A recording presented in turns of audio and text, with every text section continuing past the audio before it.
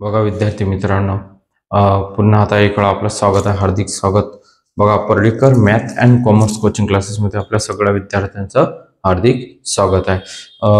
विद्यार्थी मित्रांनो, व्हिडिओ आवडल्यानंतर लाईक करा, शेअर्स करा, सबस्क्राईब करा. बघा आपण बघत आहे आता सध्या बीकॉम फर्स्ट सेम. कोणतं sem? B Com first sem, semester NEP. एनईपीचा अकाउंट. बघा एनईपीचा अकाउंट, जनरल एंट्रीज रूल. आपले रूल चालू आहेत. काय चालू आहे विद्यार्थी मित्रांनो? सध्या रूल चालू आहे आपले. तुम्हाला मी रूल शिकवत आहे. सध्याच्या परिस्थितीमध्ये आपण काय शिकत आहोत? बेसिक शिकत आहोत. काय शिकत आहोत? बेसिक शिकत आहोत. जे अकाउंट तुम्हाला सोपी जाणार त्या पद्धतीने आपण काय शिकत आहोत? रूल्स.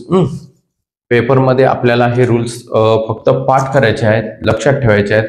त्यासाठी आपण हे रूल्स लर्न करत आहे. तर बघा आता विद्यार्थी मित्रांनो, आपण गुड परचेस दिलेला, आपल्याला काय दिलेला? Goods purchase. काय दिलेलं विद्यार्थी मित्रांनो? Goods purchase.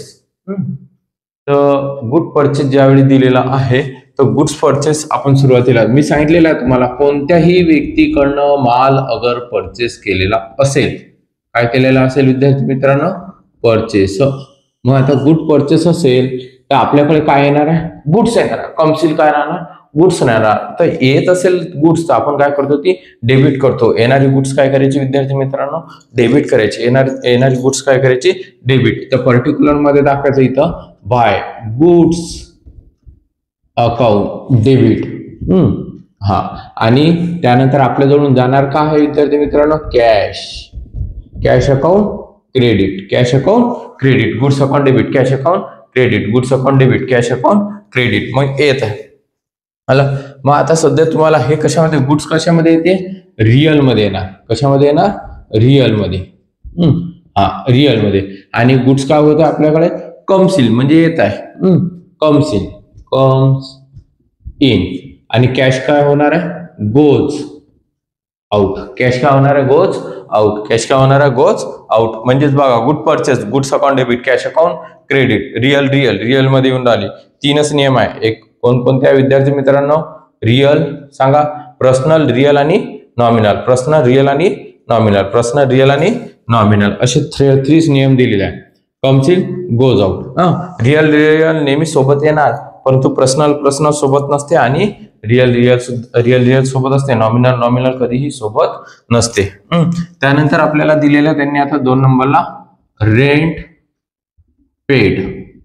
रेंट पेड म्हणजे भाडं. दुकानाचं आपल्या व्यवसायामध्ये दुकान असेल, प्रत्येकाचा व्यवसाय दुकान असेल तर भाडं द्यावं लागतं. म्हणजे प्रत्येकाला भाडं नाही द्यावं लागेल. ज्या व्यक्तीने भाड्याने असेल त्याला भाडं द्यावं लागेल. ज्यांची स्वतःची असेल त्याला भाडं नाही द्यावं लागेल. तर रेंट पेड.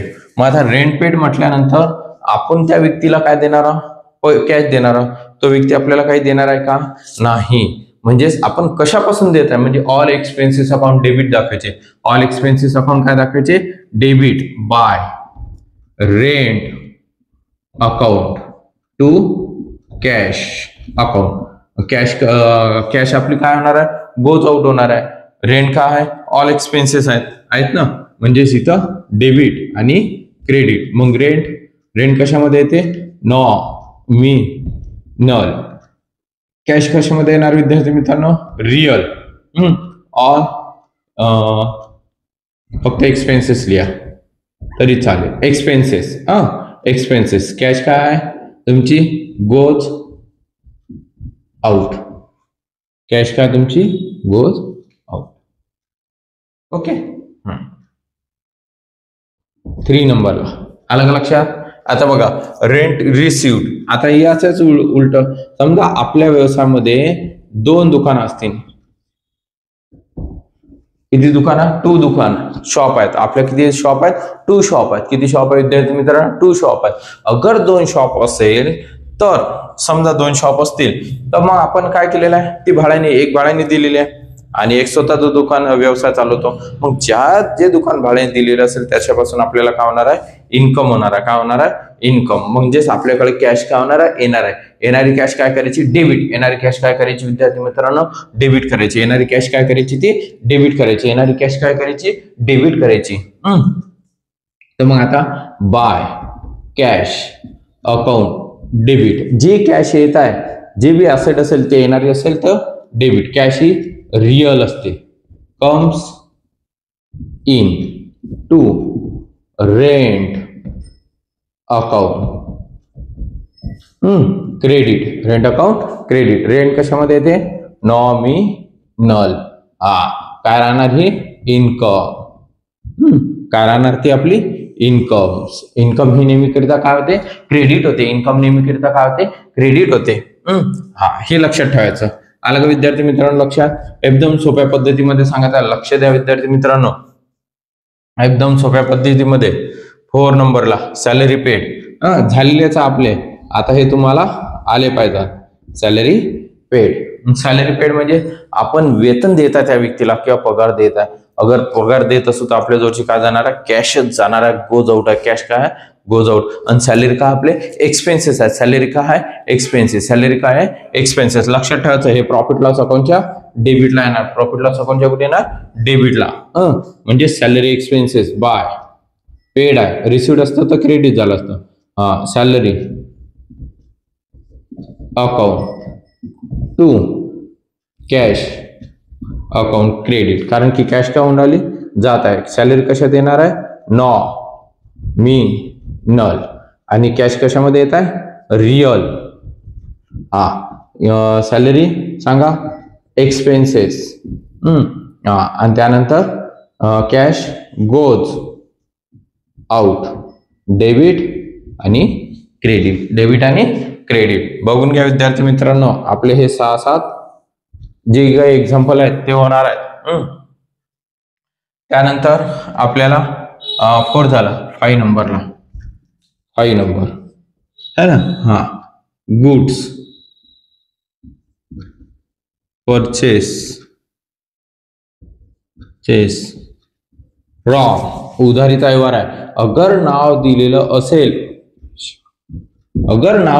असेल गुड परचेस मध्ये नाव नेम दिलेलं असेल तर कोणता व्यवहार असतो? तो उधारीचा. व्यवसाय कशाचा असतो? तो उधारीचा. कशाचा असतो विद्यार्थी मित्रांनो? उधारीचा. मग गुड परचेस फ्रॉम रुपेश म्हणजेच त्या व्यक्तीकडनं आपण परचेस माल केला परंतु त्याला कॅश दिली नाही, त्याला भविष्यात कॅश देऊ, नंतर कॅश देऊ. म्हणजेच आपल्याला काय होणार आहे? By goods account debit. आपल्याकडे कम्स येणार आहे परंतु कॅश देऊ का आपण त्याला? नाही. म्हणून Rupesh account credit. Rupesh account credit. इथं काय येणार? गुड्स कशामध्ये येते? Real personal. कशामध्ये येणार? रुपेश हा पर्सनल आहे. रुपेश काय? पर्सनल. मग प्रॉफिट गिवर आणि गुड्स काय आहे? Comes in. गुड्स काय राहणार विद्यार्थी मित्रांनो? Comes in. बघून घ्या. आहे बरोबर? म्हणजेच गुड परचेस फ्रॉम रुपेश. त्या व्यक्तीकडनं आपण काय केलेला? माल परचेस केला. माल काय केला? परचेस केला. मग माल परचेस केलेला असेल तर by goods account debit Rupesh account credit. By goods account debit Rupesh account credit. Goods हे रिअल मध्ये आहे. गुड्स कशामध्ये? Real. Comes in. Personal profit giver. त्यानंतर 6 नंबर बघा. 6 नंबर गुड्स सोल्ड. गुड्स काय? Sold to Anil. आता या अनिलला आपण काय केलेला? माल सेल केला. काय केलेला विद्यार्थी मित्रांनो? सेल केला. माल सेल केला परंतु त्यांनी कॅश दिली का आपल्याला? नाही. मग आपण त्या व्यक्तीचं काय लिहू? आपल्या खात्यामध्ये नाव लिहून ठेवू. काय लिहून ठेवू? नाव लिहून ठेवू. नेम. त्या व्यक्तीचं काय लिहिणार आपण? नेम. बाय. बघा बाय. मग आता माल सेल केलेला आहे म्हणजेच आपल्याला कॅशच्या जागी येणार का आपल्याकडे? कॅश. मग कॅशच्या जागी त्या व्यक्तीचं नेम लिहायचं. कॅशच्या जागी त्या व्यक्तीचं काय लिहायचं? नेम. बघा अगर नगद व्यवहार असेल, काय म्हणता व्यवहार असेल? नगद. तर हे कॅश अकाउंट डेबिट होणार. टू गुड्स अकाउंट हा गुड्स अकाउंट क्रेडिट. परंतु हे बघा हे कॅश आहे, हे अनिल आहे. अनिलला उधारीमध्ये माल विकला म्हणून या कॅश येणार का? नाही. या कॅशच्या जागी त्या व्यक्तीचं नाव लिहायचं. अनिल. कोणाचं? अनिल. अनिलच आहे ना. Anil account credit. Anil account debit. Anil account debit. कारण की वस्तू गुड्स काय केले? सेल केली. गुड्स काय केले आपण? Sale. Personal profit receiver.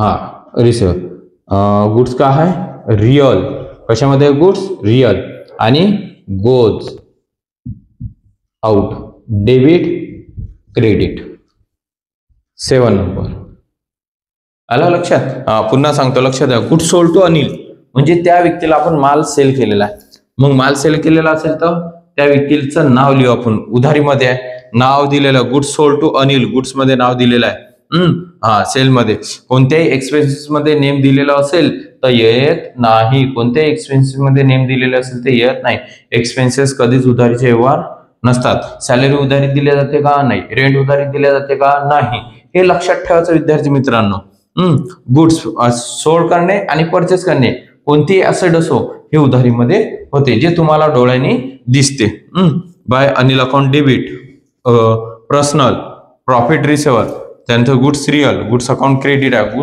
Goods काय आहे तुमची गोज आउट आहे 7 नंबरला काय दिलेलं आहे मशिनरी सोल्ड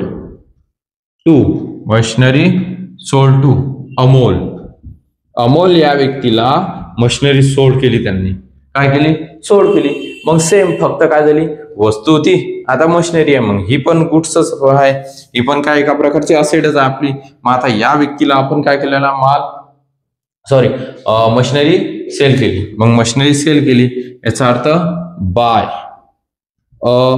मोल अकाउंट डेबिट टू टू काय येणार आहे मशिनरी गोज आउट आहे नाही मशिनरी अकाउंट क्रेडिट अमोल काय आहे पर्सनल हा व्यक्ती काय आहे तो पर्सनल आणि रिअल हे कशामध्ये येणार मशिनरी कशामध्ये येते रिअल मध्ये मग profit receiver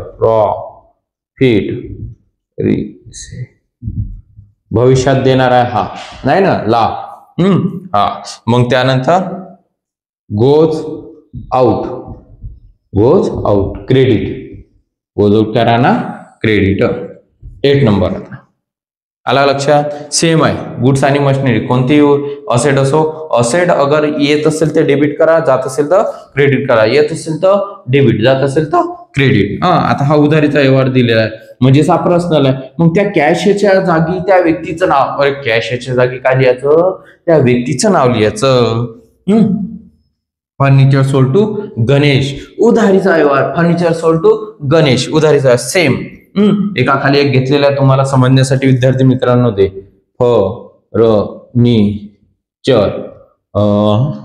furniture sold to Ganesh furniture sold to Ganesh बघा विद्यार्थी फर्निचर सोल्ड टू गणेश म्हणजेच त्या व्यक्तीचा उधारीचा आपण काय घेतलेला नाव घेतलेला आहे फर्निचर बघा आता सोल्ड म्हणजेच माल सेल केला म्हणजेच उधारीमध्ये अगर माल सेल केलेला असेल तर त्या व्यक्तीचं नाव येणार म्हणजेच कॅश येऊन राहिली का आपल्याकडे नाही कॅश येत आहे का नाही अगर नगद व्यवहार असता तर cash account debit furniture account credit furniture sold असेल तर आता by Ganesh account debit to furniture account credit debit credit आहे ना गणेश कोण आहे पर्सनल पर्सनल लिहून घे जाता तुम्ही पर्सनल रिअल फर्निचर का है रिअल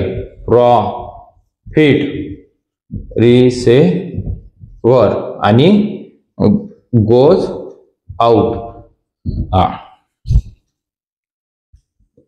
ओके आला लक्षात त्यानंतर 9 नंबरला बघा 9 नंबरला पाहून घ्या आता वेजेस पेड काय विद्यार्थी मित्रांनो वेजेस पेड म्हणजे वेजेस म्हणजे मजुरी वेजेस म्हणजे